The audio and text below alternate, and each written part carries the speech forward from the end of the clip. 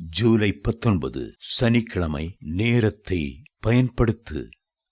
பகற்காலம் இருக்கும் மற்றும் நான் என்னை அனுப்பினவருடைய கிரியைகளை செய்ய வேண்டும். ஒருவனும் கிரியை செய்யக்கூடாத ராக்காலம் வருகிறது. யோவான் 9:4. காலத்தின் அருமையை இயேசு நன்றாய் அறிந்திருந்தார். பூமியிலே அவருடைய ஊழியத்தின் நாட்கள் 3.5 வருட காலம்தான்.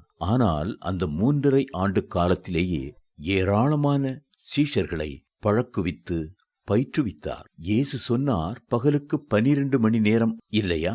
ஒருவன் பகலிலே நடந்தால் அவன் இந்த உலகத்தின் வெளிச்சத்தை காண்கிறபடியினால் இடற மாட்டான். யோவான் 11:9.